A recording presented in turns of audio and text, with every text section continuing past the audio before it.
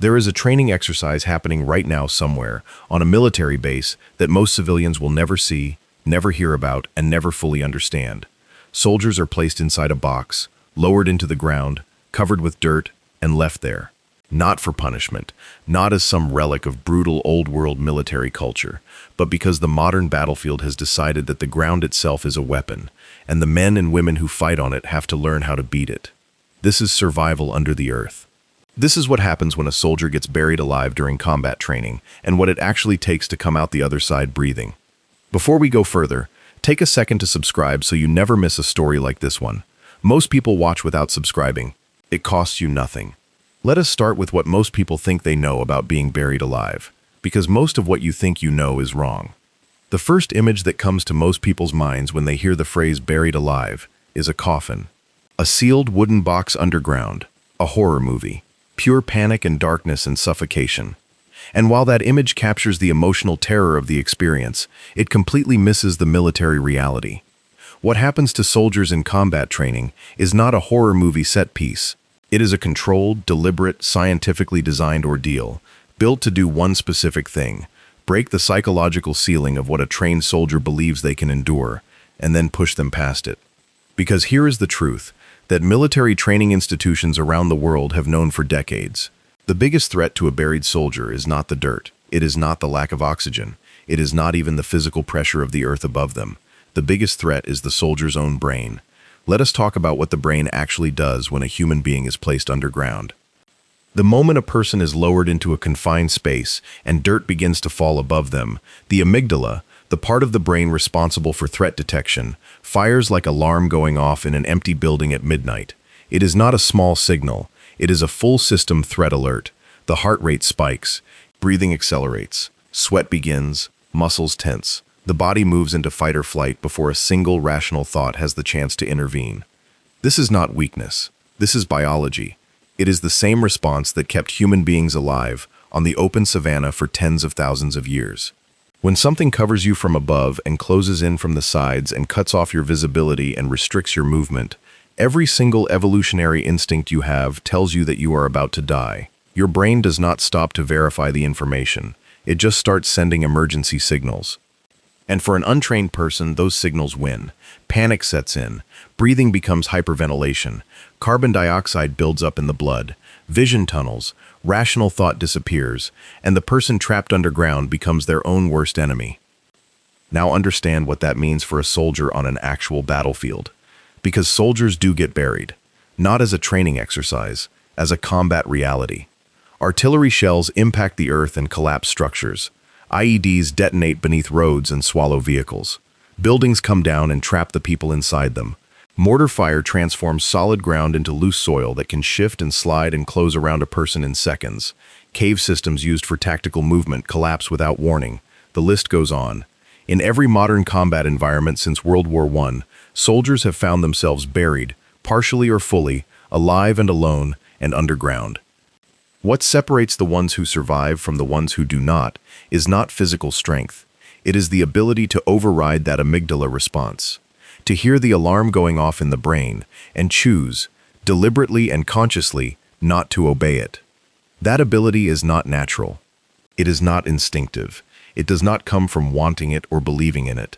It comes from one place and one place only: training. Which brings us to how military forces around the world have designed programs specifically to manufacture calm under the earth. The first thing you need to understand about these programs is that they are graduated. No credible military training institution takes an unprepared soldier and drops them into a full burial scenario on day one. That is not how psychological conditioning works, and it is not how elite military trainers think. What they do instead is build a ladder, a step-by-step process of controlled exposure that slowly and systematically teaches the nervous system to reclassify an extreme threat signal as something manageable. It starts in a classroom. Yes, a classroom. Before a soldier ever touches a shovel or sees the training pit, they sit in a room and learn exactly what is about to happen to their body. They learn the biology of claustrophobic panic. They learn what carbon dioxide buildup feels like. They learn why darkness activates threat responses even in the absence of actual danger. They learn the specific physiological sequence of a panic response, because when you can name what is happening to you in real time, it loses a significant portion of its power. A soldier who feels their heart rate spike at 140 beats per minute in a confined space and has no framework for understanding why is a soldier who believes they are dying. A soldier who feels that same spike and knows exactly what it is, knows it is an amygdala response, knows it is survivable, knows it will pass if they control their breathing. That soldier has a tool their untrained counterpart does not have. They have context. And context is what keeps people alive. After the classroom comes controlled confinement. Before any burial scenario begins, soldiers are put through progressive confinement drills. Small rooms, sealed containers, dark spaces with limited air circulation. The goal is to accumulate time in these environments without an escape event, meaning without the soldier losing control and demanding to be let out. Every hour spent calmly inside a confined space is essentially a training rep for the nervous system. The threat alarm gets activated. The soldier sits with it. The alarm fades without catastrophe following it. And slowly, gradually, over repeated exposures, the nervous system begins to learn that confinement is not automatically fatal. This process is called habituation, and it is one of the most powerful tools in the entire human psychology toolkit. Habituation is the mechanism by which repeated, non-harmful exposure to a stimulus reduces the automatic fear response that stimulus triggers. It is why a person who has never been near a military helicopter feels their entire body react with alarm the first time one flies overhead at close range, but a soldier, who has worked around helicopters for years, barely looks up. The stimulus is the same, the response is different. Because the brain has filed the helicopter under known and not dangerous, instead of unknown and possibly lethal. Military burial training applies the same principle to being underground, and it works. Not perfectly, not instantly, and not without significant discomfort, but it works. Now let us talk about the physical reality of what a soldier actually experiences during a live burial training scenario, because this is where it stops being abstract and starts being viscerally real. The pit is typically prepared in advance by the training cadre. The dimensions vary depending on the specific program, but a standard individual burial chamber is roughly the size of a large coffin, just wide enough for a soldier to lay flat with their arms at their sides, deep enough that when they are placed inside, the top of the soil level will sit several inches above their chest when the fill is completed. The walls of the chamber are typically reinforced with either wooden boards or a lightweight frame to prevent an uncontrolled collapse that could injure rather than train. The soldier is given a breathing apparatus before they go in. In most programs, this is a PVC pipe that extends from just in front of the soldier's mouth to just above the surface of the soil when the burial is complete. That pipe is their lifeline. It is roughly the width of a garden hose. Through that pipe, every breath they take for the duration of the exercise will pass. It is enough to sustain life.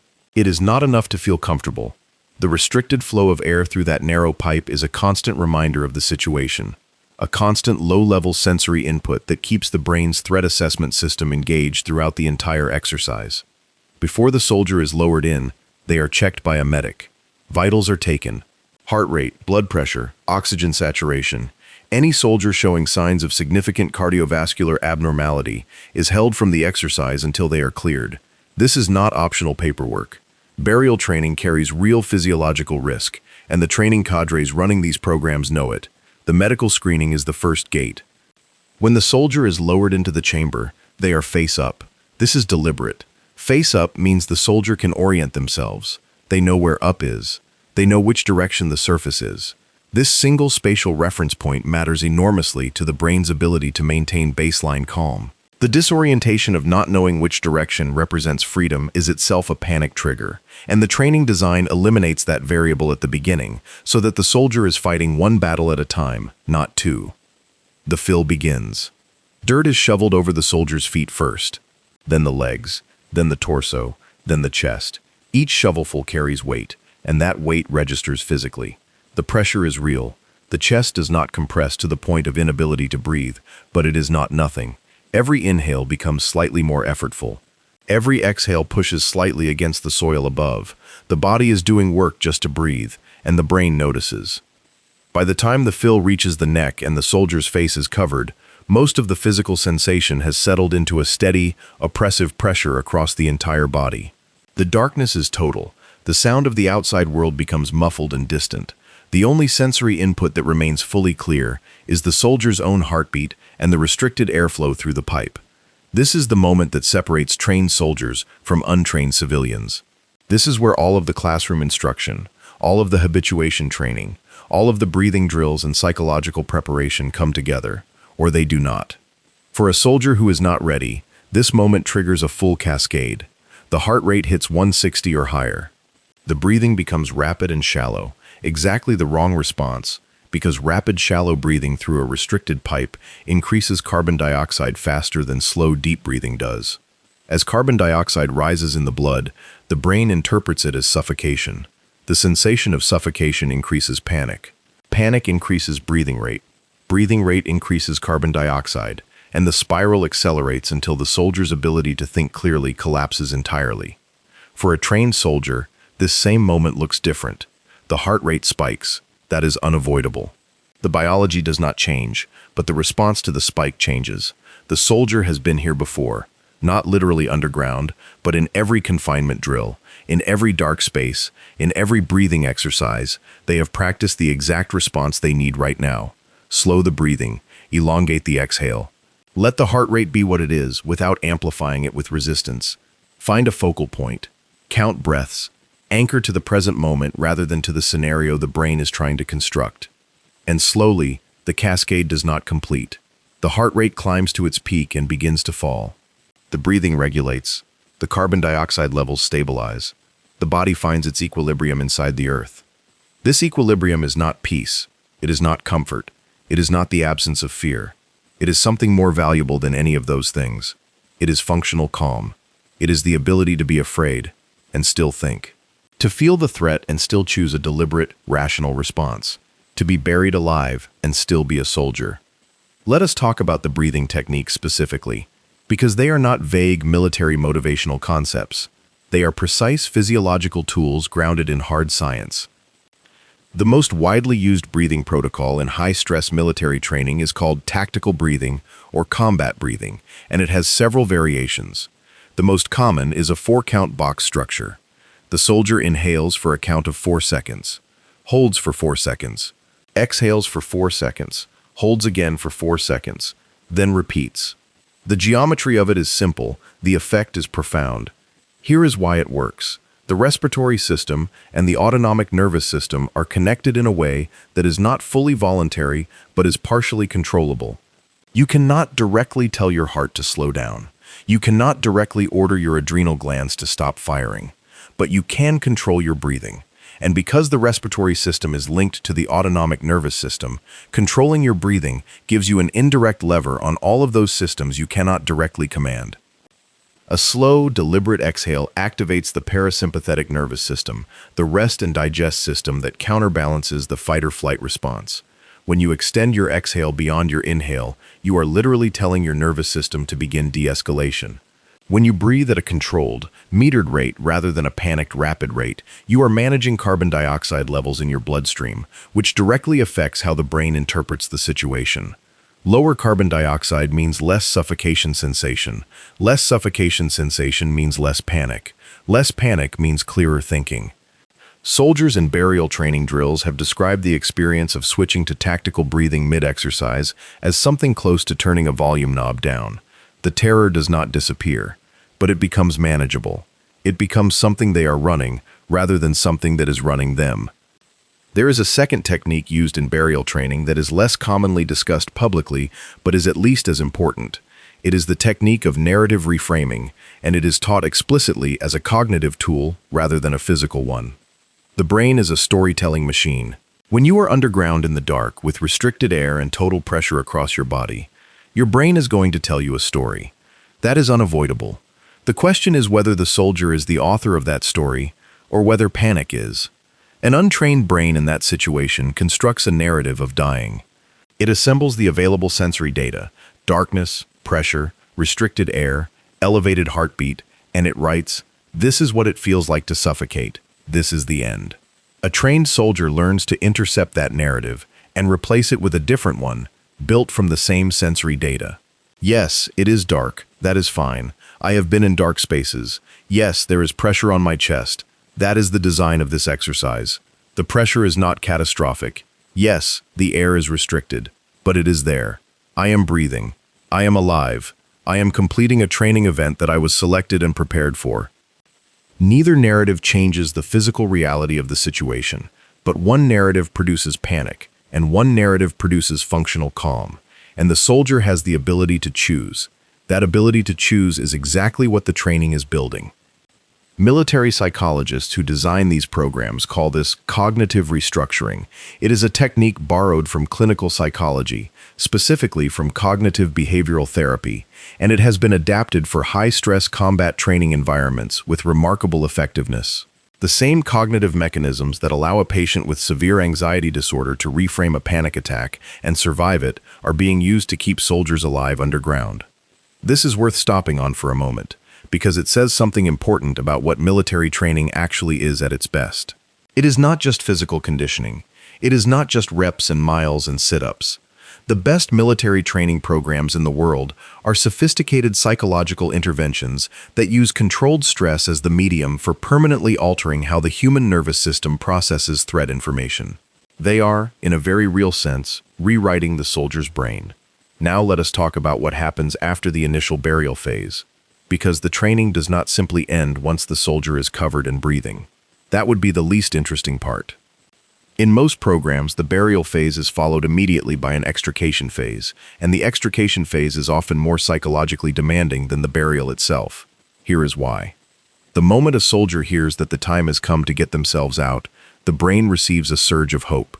And hope, counterintuitively, is one of the most dangerous psychological states in a confined burial situation. Hope produces urgency. Urgency produces rushed movement. Rushed movement in a confined space uses oxygen rapidly, increases heart rate, triggers the exertion-based panic spiral that the soldier has been working so hard to prevent for the entire duration of the burial phase. Soldiers have described this phase as the point where their training almost broke down completely. You are underground. You have been underground for a specified period of time. You have managed your breathing. You have reframed the narrative. You have been calm and functional. And then someone tells you that you can get out, and suddenly every cell in your body wants to explode upward through the earth in one violent burst of release. That impulse will kill you if you obey it, not because the soil will crush you, not because the movement itself is fatal, but because the oxygen depletion from that kind of frantic, uncontrolled exertion in a confined space, combined with the carbon dioxide spike from rapid breathing during exertion, can push a soldier into unconsciousness before they reach the surface. And an unconscious soldier underground is a dead soldier if there is nobody positioned to pull them free. So the extrication training teaches soldiers to move slowly, deliberately, methodically, with the same metered breathing and the same cognitive control that got them through the burial phase. The hands move first, clearing the soil from the face and the chest. Then the arms find purchase and begin to push. Then the legs begin to work. Every movement is conscious. Every breath is counted. The pace feels agonizingly slow, to a brain that wants desperately to run, but it is the pace that reaches the surface. When the first light hits the soldier's face, when the first full breath of open air fills their lungs, most soldiers describe a physical and emotional release unlike anything they have experienced. Several veterans of these programs have described it as being reborn. That is not hyperbole. That is a precise description of what the nervous system experiences when an extreme existential threat is survived and resolved. And that experience, that specific emotional and physiological sequence, is a critical part of what the training is trying to produce.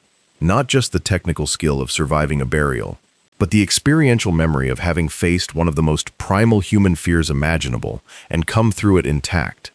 Because that memory lives in the body, it lives in the nervous system, and the next time a soldier is in a situation that activates a similar threat response, that memory is available. Not as a conscious thought necessarily, but as a deep body reference point. I have been here before, I got out before, I can get out again. The military calls this stress inoculation, and the burial training exercise is one of the purest examples of stress inoculation that exists in any military training program on Earth. Let us now talk about the specific military programs and units that include burial survival training in their curriculum, because the range is significant, and the variations across different forces tell you something about how different military cultures prioritize this skill. Army Special Forces Selection and Training, known as the Special Forces Qualification Course, or Q Course, includes elements of confinement and burial survival within its broader resistance training program. Soldiers going through SERE training, survival, evasion, resistance, and escape encounter controlled burial scenarios as part of a larger framework that includes captivity simulation, sensory deprivation, and extreme psychological stress. The burial component is not the centerpiece of SERE, but it is present, and within the context of the larger training evolution, it is devastatingly effective because by the time a soldier reaches the burial scenario, they have already been subjected to hours or days of accumulated psychological stress. They are tired, they are hungry, they are operating on diminished cognitive resources, and they are being asked to call upon psychological resilience at the exact moment when the tank is already running low. This is deliberate. Combat does not arrange itself around when you are rested and fed and mentally fresh. Combat arrives at 3 in the morning after 72 hours without sleep, after days of stress and threat and missed meals, in conditions of cold and wet and darkness. The training that makes a soldier resilient under burial conditions during SERE is specifically designed to be experienced in that accumulated stress state, because that is the state in which a real burial event is most likely to occur. Combat divers, known as Special Forces Underwater Operations trained personnel, receive burial training with an additional layer of complexity. These soldiers already have the highest level training available for working in confined, low visibility, high stress environments. They operate underwater in full darkness, in cold temperatures, with limited air, at depths that could kill them if something goes wrong. And yet even for these operators, the addition of being encased in earth above the surface, rather than water below it, creates a qualitatively different psychological challenge. The sensory experience of soil pressing against a body is neurologically distinct from the experience of water pressure. The lack of movement freedom in a packed earth burial is experienced differently than the controlled movement restriction of deep water. These soldiers go through burial training to fill that specific gap in their psychological preparation. Navy SEALs encounter burial-adjacent training within their Hell Week and beyond, particularly within SERE, and the advanced training blocks that follow basic underwater demolition SEAL training. The confinement and psychological resilience elements of SEAL training are well documented in broad strokes, and the specific burial scenarios within those programs serve the same purpose they serve everywhere else: to find the ceiling of the trainee's psychological endurance, and then to raise it.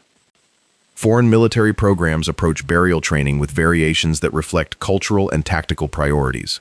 Russian Spetsnaz training includes burial scenarios that are reported to be significantly less medically supervised than Western equivalents, leaning into the raw psychological shock of the experience rather than the graduated habituation model used in American programs. The training philosophy is different. The outcome, in terms of producing soldiers who can function underground, is reportedly similar. Elite operators function underground regardless of which side they are trained on. British SAS selection includes confinement and burial elements within its own resistance to interrogation training blocks, which are run in the later stages of selection after candidates have already been subjected to extreme physical endurance challenges. Like the American model, the timing of the burial scenario within an already exhausted physical state is intentional. Israeli Defense Forces combat training includes burial survival as a component of specific unit preparation for operations in urban environments, where building collapses and tunnel warfare create genuine operational burial risk. In the IDF model, the training is tightly integrated with the tactical context in which it will be applied. Soldiers are not just learning to survive being buried as an abstract exercise, they are learning to survive being buried and then continue a mission. They emerge from the burial scenario and are immediately transitioned into a simulated tactical problem that requires clear thinking and coordinated action. The combination is extraordinarily demanding and extraordinarily effective. Let us talk about the medical team, because this is an element of burial training that does not get nearly enough attention. When people hear about soldiers being buried alive during training, the assumption is often that this is a testosterone-driven machismo exercise where anything goes and the medics are somewhere far away. That assumption is completely wrong. The medical infrastructure surrounding a properly executed burial training exercise is significant and sophisticated. Every burial training scenario is run with at minimum one combat medic on immediate standby. In more advanced programs and in programs run for personnel with any documented medical history, that number increases. The standby medic is not sitting in a truck half a mile away. They are positioned within feet of the burial site, with their kit open and ready. Before the first shovelful of dirt falls, they have reviewed the soldier's medical record, taken baseline vitals, and established a clear go or no-go protocol based on specific medical criteria. The breathing pipe has a secondary function beyond air delivery. In many programs, a thin wire or cord runs alongside the breathing pipe, and that cord connects to a monitoring device at the surface that tracks the soldier's breathing rate in real time. If the breathing rate climbs above a predetermined threshold for a sustained period, indicating uncontrolled panic, the medic calls a stop and the soldier is extracted. If the breathing rate drops below a sustained threshold, indicating possible unconsciousness, extraction is immediate. Heart rate monitors are standard. Most burial training programs require the soldier to wear a simple pulse oximeter that transmits readings to the surface monitoring station throughout the exercise. If oxygen saturation drops below a certain level, extraction is automatic and immediate. This is not negotiable. There is no scenario in which a training exercise is worth a soldier's life or permanent neurological damage. The extraction protocol itself is rehearsed separately before any burial training exercise begins. The cadre knows exactly how long it takes to fully unbury a soldier from the specific depth and soil type being used. They have measured it, they have timed it, they have trained on it. In the event of an emergency, that extraction can be completed within a specific window, and that window is calibrated against the known physiological timeline of oxygen deprivation. The margin is not comfortable, but it is real. Heat is a significant medical concern in burial training, particularly in warm climates or summer conditions. Soil insulates. A soldier buried in soil on a warm day is in an environment where body heat cannot dissipate normally. Core temperature can rise more rapidly than in an open environment. The monitoring team tracks time underground against ambient temperature and the individual soldier's baseline, and the duration of the burial scenario is adjusted accordingly. A soldier who would be kept underground for a specified duration on a cool day might be brought out earlier on a hot day, not because the training is being cut short, but because the training is being calibrated against actual physiological risk. None of this is visible when someone watches a video of burial training or reads a brief summary of what happens. What looks from the outside like soldiers being subjected to raw, brutal, uncontrolled stress is in fact a carefully engineered experience, backed by medical science, supervised by trained professionals, and built on a foundation of documented research about human physiological and psychological limits. Now let us talk about what soldiers say about it afterward, because this is where the full picture comes into focus. The accounts from soldiers who have completed burial survival training are remarkably consistent across different programs, different branches, and different countries. Almost universally, the experience is described in three phases. The first phase, which corresponds to the burial and early confinement period, is described as the hardest psychological moment of the soldier's training to that point. Most soldiers, including those who have already completed significant physical challenges like long-distance ruck marches, cold water immersion, and sleep deprivation exercises, describe the moment of full burial as qualitatively different from anything else in their training. It is not the hardest physically. It is the hardest in a way that does not have a category yet. Several veterans of these programs have said that they had faced fear before training, but that the burial scenario was the first time they came face to face with what they would describe as primal terror. Not fear of failure, not fear of pain, fear of non-existence. The second phase, which corresponds to the period of stabilization inside the burial, is described as a turning point. This is where the training either holds or breaks. Soldiers who successfully navigate to the second phase describe a moment of clarity that comes after the peak of panic has subsided, a quietness, a narrowing of focus to exactly the things that matter right now. Breath, count, wait, move only when directed. This is described not as peace, but as precision. The brain stops running disaster simulations and starts doing its actual job. The third phase, extrication and emergence, is consistently described as emotionally overwhelming in a positive direction. Soldiers who complete the full sequence, burial, stabilization, controlled extrication, emergence, describe a feeling of absolute competence that is different from anything else they have earned through training. The logic is simple, but profound. If you can survive being buried alive, and emerge with your faculties intact, what exactly are you afraid of? What threat can a battlefield present that is more primal than the Earth itself trying to claim you? And if you have beaten it not by being superhuman, but by being trained and disciplined and prepared, then you carry that into every subsequent challenge.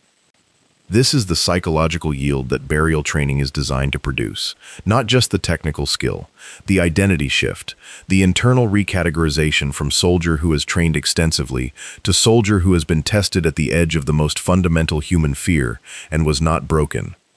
Let us talk now about the broader context of why this type of training exists in the first place, and why it is becoming more, rather than less relevant in the current global security environment. Modern warfare has returned, in several critical theaters, to a form of underground conflict that military planners had largely assumed was historical. The tunnel systems in Gaza, the underground command infrastructure in North Korea, the cave complexes in Afghanistan, the subway systems in eastern Ukrainian cities, repurposed as military positions, the karst cave networks in Southeast Asia, where conflict persists at low intensity, these are not anomalies. They are a pattern. They represent the response of forces that cannot compete with Western air power and technological superiority in open terrain. The solution they have found is to go underground, where air power is irrelevant and technological advantages are dramatically reduced. A soldier who cannot function underground is a soldier who cannot fight in a significant percentage of the environments where modern conflict is actually occurring, and a soldier who cannot survive being partially or fully buried by the inevitable structural damage that underground combat produces is a soldier who becomes a casualty in a situation that a trained soldier would survive.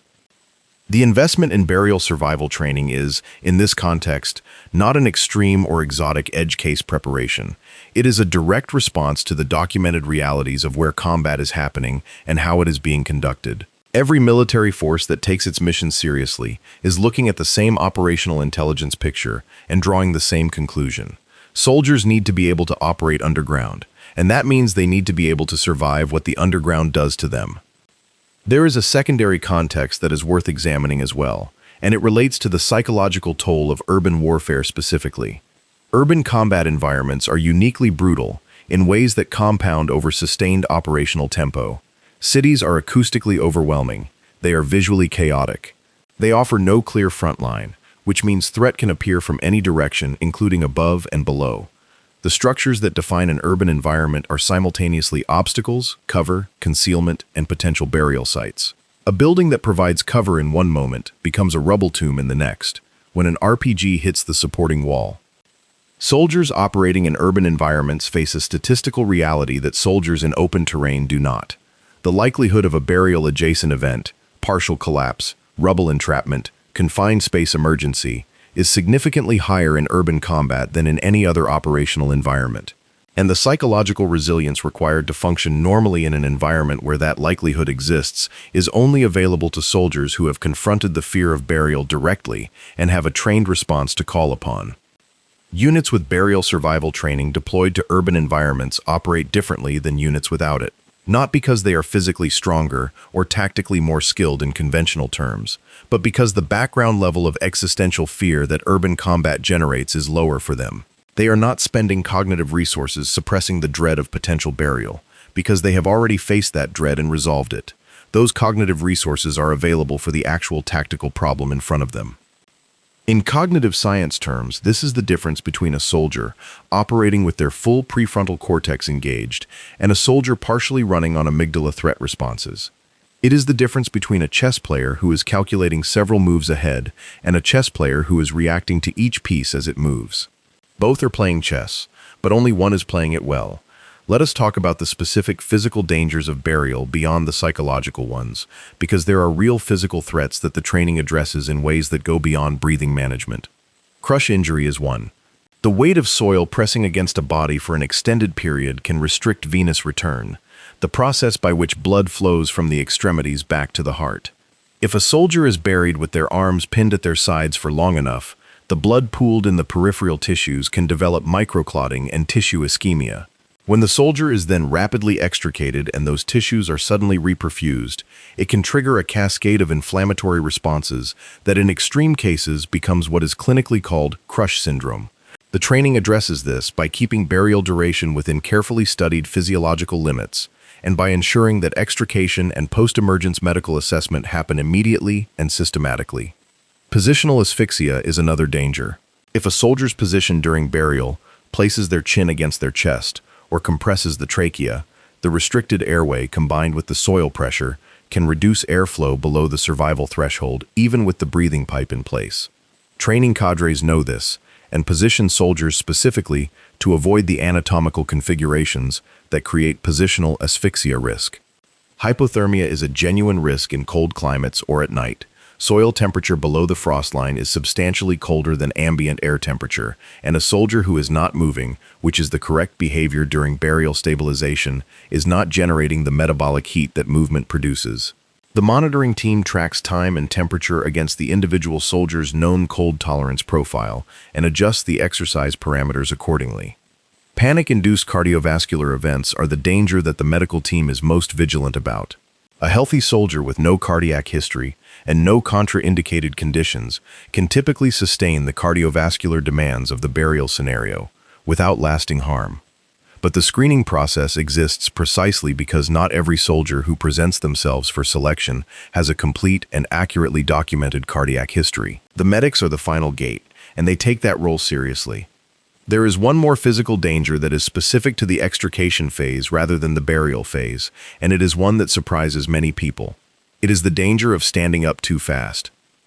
When a soldier emerges from a burial scenario, the shift from full-body compression to standing upright is significant.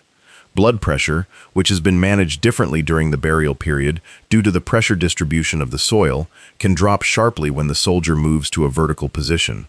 This is called orthostatic hypotension, and in a soldier who has been underground for an extended period and is also experiencing the autonomic nervous system transition from high arousal to relief, it can result in a brief but serious loss of consciousness.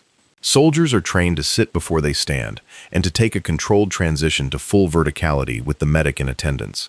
The soldier who bursts upward from the soil in a single dramatic movement, which looks heroic and feels instinctively right, is actually doing the most medically dangerous thing they can do in that moment. The training specifically addresses and corrects this instinct. Let us talk about what this training reveals about the nature of military service itself, because there is something here that goes beyond tactics and physiology. The willingness to undergo burial survival training is an act of voluntary submission to one of the most frightening things a human being can experience. Nobody forces soldiers into these programs in the sense of compelling them against their will. They are there because they have chosen a path of service that requires them to be there. They have said, with their presence, that there is no version of preparedness they are unwilling to pursue, that there is no fear they are unwilling to confront directly, that whatever the battlefield can do to them, they will have already practiced surviving. That willingness, that commitment to preparation that extends all the way to the edge of the most primal human dread, is not separable from the character that makes a person a soldier in the first place. It is not a separate quality. It is the same quality that shows up at the recruiting office, at boot camp, at every advanced training block, and ultimately on the battlefield. The choice to serve, the choice to prepare, the choice to face the thing rather than avoid it. Most people will spend their entire lives unconsciously organizing their existence to avoid the sensory experience of being underground and covered and alone and fighting the deepest biological fear the human nervous system can generate. Soldiers in these programs have chosen the opposite. They have walked toward it, gotten inside it, and then spent whatever time it took to make peace with it. That is not superhuman. It is deeply human. It is the most human thing there is. The deliberate confrontation with what terrifies us, using the best tools we have, in the company of people who are doing the same thing, in service of a mission that is larger than our own comfort. That is what soldiers do, not just in the burial pit, everywhere, every day. In every training evolution and every deployment and every moment when the alarm goes off in the amygdala and the choice has to be made to act anyway. The burial training is not the whole story of military service, but in a very real way, it is a compressed version of it. A concentrated dose of the essential thing, fear, confronted and controlled, the ground claiming you and you climbing back out.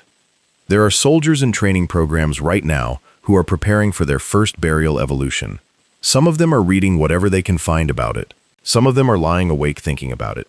Some of them are telling themselves they are fine and not entirely believing it. All of them are scared. That is correct. That is the right way to approach it. The training is not easier because you are not scared. The training is more valuable because you are scared, and you go anyway.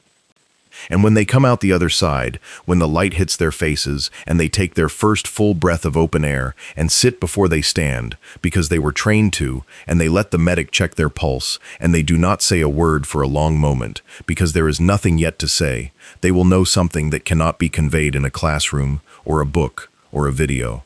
They will know it in their bones and their blood and the deep quiet places of their nervous system that have been permanently rewired by the experience. They will know that they can be buried alive, and they can get out. Not because someone told them so, but because they did it. And they will carry that knowledge into every dark place the rest of their service takes them. Think about that the next time you stand on solid ground and take an open-air breath without thinking about it. Somewhere, right now, a soldier is learning to take that same breath from underground. And they are learning to be grateful for it. If this story gave you a different picture of what military training actually requires, hit the like button and subscribe. There are stories like this one worth knowing, and we will keep bringing them to you.